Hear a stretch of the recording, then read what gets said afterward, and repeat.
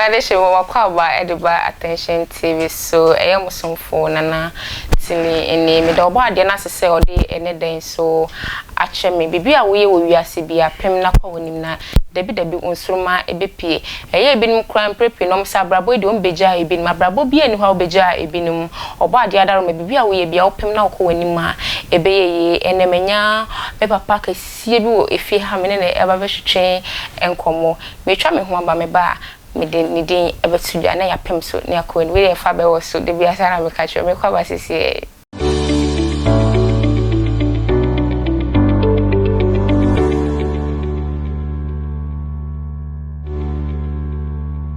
Omade share some makwaba ediba attention TV so menya prophet Paul Afful ofi ha mene ne eba betwetwe enkomo apostle me makwaba ediba attention TV so Josuma apostle we dey fie me wache o me adom ye hye ho hwa opem ko wanim ebe ye nyame beye ede wo ba yetunsa efro wa ha enye bibia ye bisa se tight eden edene tight obi wa so tight edene tight ye ade a erade aka cha yense ye nyina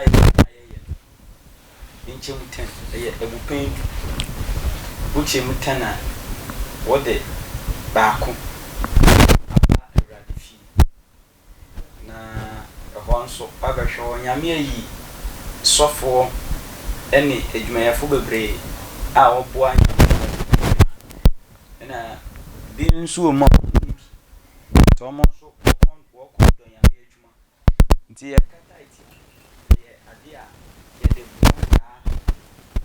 bia ma etumi ye ba eyo hye wo se asori ba utia titana yo hye o hye se ye force me na me de me ho na makoye mejuma ejuma na me ye na ye mia me fifi na mate nti ye o hye se o do hye to me so se sa me me pa na me diska ne bibro ye o hye o kind the book of Malachi Malachi chapter 3 verse 7 Bible say ye janu afu erade afa sa na ye nso ya ba fu erade afa na ye bi se den ho na ya fu erade afa ho tight any oma Bible say yemana yentu a ye bupen dunu na yema aduane embuso wonyame fie nti se o ka se wa na wudu sika nipa bia ne wo sika nyame na obo ayen ana nyame na obo awo ema wunya sika ni bi nti the more na wo ti asori fie ho no I believe so be mpaibo na a support na ekodu ba bia wadu no nti nipa na erade de na si ho se ondi ma wadwuma anadwo ewia abra wo kwa adwuma no na wo fie o asole bompa ya mo yonkofo a ye yi won prayer towers yonkofo bia wodi ma asole no dan nkofo ni nyina no ukodu ba bia se asole no tumi kwanim a adwuma ne bada oso ana se we na dan nkofo no so no omo nko ba bia because sofu na nko ntumi yesa adwuma na yi okay go ba Yesu na wo asiafo bebre odi nachi okomare nchan okoho a wonya aduane di aduane na wodi ni niam won kan ya me asem no obi nso di ne sika oye bibi kama nti wo kwa na afo ati ase but we no nso no eya ade a ye tua tight no ni edibi aboa nyame adwuma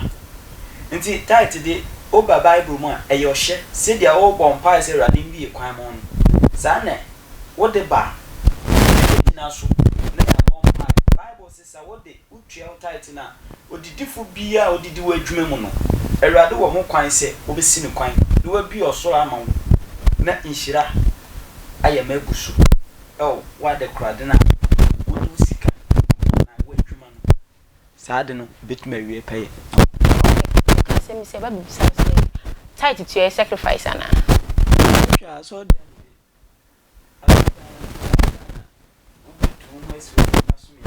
sacrifice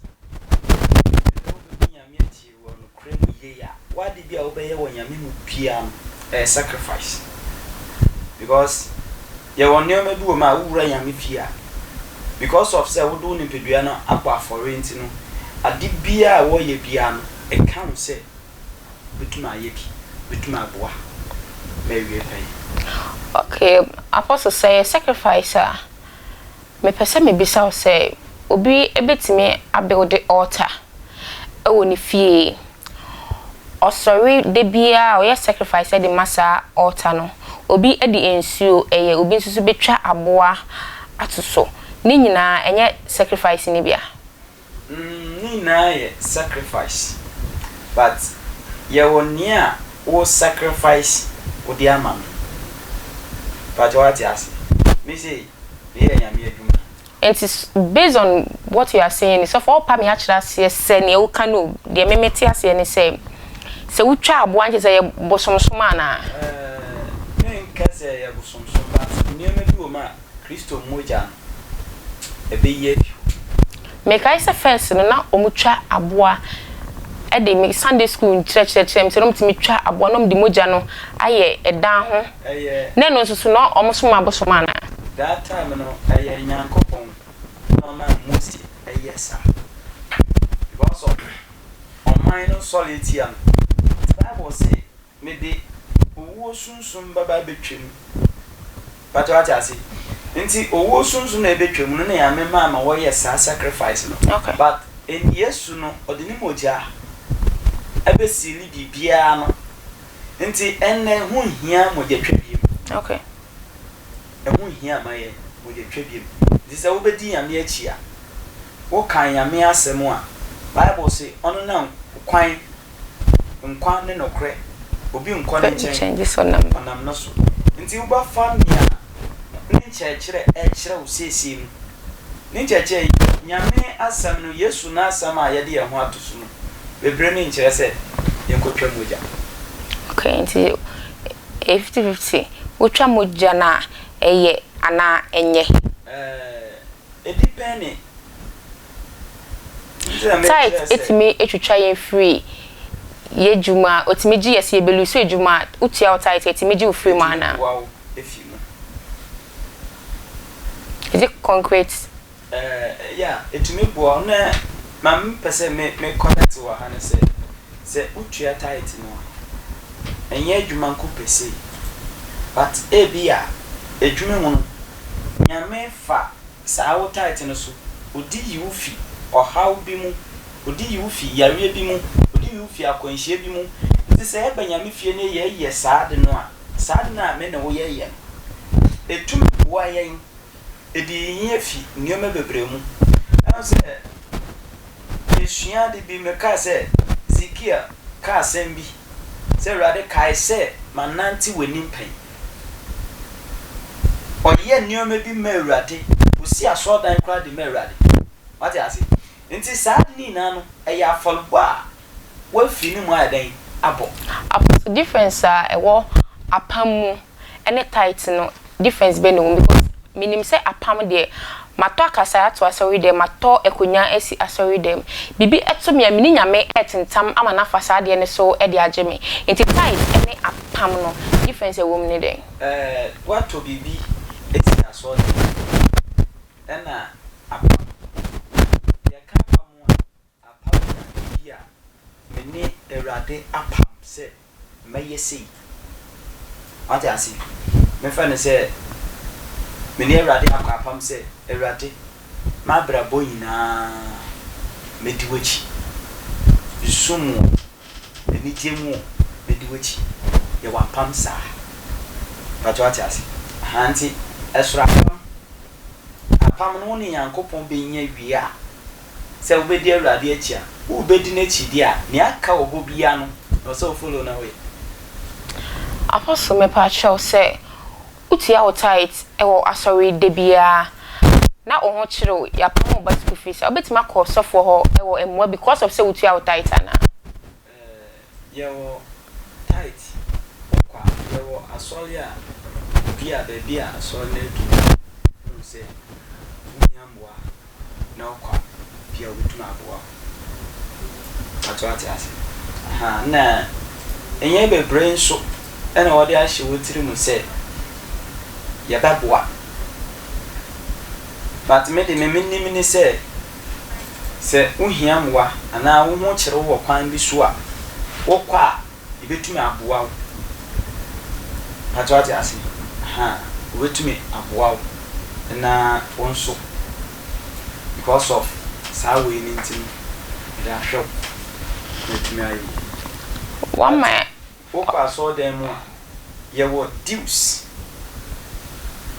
a wotua saa dues no wotua da dues no na biribi ni a ya support what you see Tithing de wo de ba sɛ wɔn fɛ mboa nyame adwuma nti sɛ bi a wɔn so wokɔ sɛ wo hia mboa because of what Tithing nti a bi a sɔfo no betumi aboa bi nso ma ɔmboa because ni a wɔsɛ wɔde yɛ no bi a sɛ bi a so aba na ma baka sɛ metua me tithe mi hia mboa no obi amboa me bi a data me sika ne nda Apostle, what may I say? When to your tighter, ye moa, sorry. Oh, Penny or can son or patches, so won't you or tighter, ye moa. And there's difference between tight and a juice. So, what you do, and a be at all, I saw need to me a sorry, a do a cheat, and I saw to me a bow. But so, won't you add the be too, yana. And say, won't you do sinner? Ebia, who are so.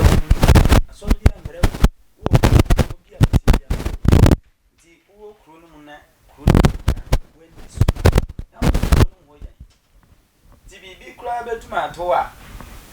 On here, back so nimu. But what else? On here, back so nimu, because on by my maybe on mine, ye be a wound. Was a solid.